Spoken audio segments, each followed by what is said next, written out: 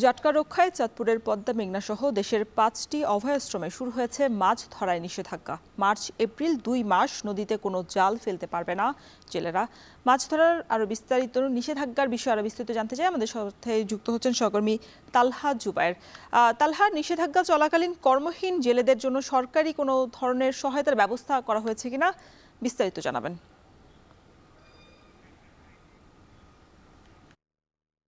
রসনা, আমি আপনাকে একটু বলে রাখতে চাই, চাঁদপুরের এই পদ্মা মেঘনা সহ দেশের ৫টি অভয়াশ্রমে কিন্তু একই সাথে ২ মাস ব্যাপী এই জাটকা অভয়াশ্রম কর্মসূচি পালিত হচ্ছে। আজ থেকে এই কর্মসূচি শুরু হয়েছে। আসলে আপনি দেখতেই পাচ্ছেন, আমি কিন্তু নৌ পুলিশ এবং জেলা মৎস্য বিভাগের যৌথ টিমের সাথে আছি চাঁদপুরের মেঘনা নদীতে।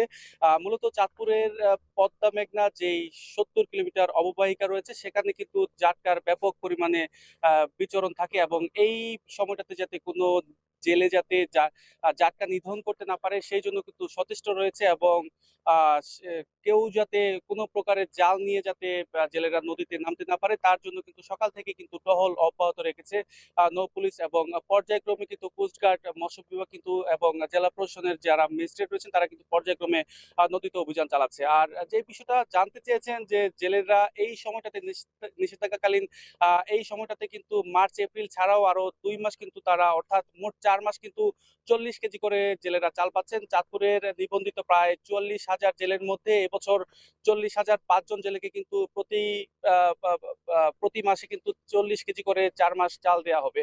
আসলে আমি কথা বলেছিলাম জেলা মৎস্য কর্মকর্তার সাথে, তিনি যেটা বলছেন যে ইলিশের উৎপাদন বৃদ্ধির লক্ষ্যে ২০০৬ সাল থেকে এই অভিযান পরিচালিত হয়ে আসছে এবং যেহেতু চাঁদপুর এই জাটকা অভয়াশ্রমের একটি গুরুত্বপূর্ণ অংশ, জায়গা, যেই জায়গাটাতে কিন্তু জাটকা বিচরণ করে থাকে সেই জন্য কিন্তু তারা কিন্তু ব্যাপক পরিমাণে প্রস্তুতি গ্রহণ করেছেন।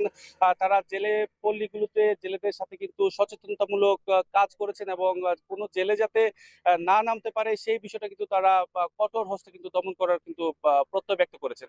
আমি কথা বলেছিলাম জেলেদের সাথে, তারা যেটা বলছেন যে আসলে মূলত অনেক জেলে পেটের দায়ে কিন্তু বাধ্য হয়ে অনেকাংশেই কিন্তু এই জাটকা নিধন করতে কিন্তু তারা নদীতে নামে। তারা বলছেন যে যেই খাদ্য সহায়তা দেওয়া হয় তা কিন্তু তাদের পর্যাপ্ত নয় এবং এর পাশাপাশি যদি আর্থিকভাবে তাদের নগদ আর্থিক সহায়তা প্রদান করা হয় তাহলে কিন্তু তারা কিছুটা পরিবার চালানোর ক্ষেত্রে কিন্তু কিছুটা কিন্তু স্বাচ্ছন্দ্য বোধ করবেন কিন্তু তারা বলছেন এবং এতে করে কিন্তু অনেক জেলে কিন্তু এই জাটকা নিধন রোধ করা থেকে কিন্তু তারা বিরত থাকবেন বলে কিন্তু মনে করছেন। তো সবকিছু মিলিয়ে এই ছিল আমার কাছে চাঁদপুর থেকে জাটকা সংরক্ষণ অভয়াশ্রমের সবশেষ।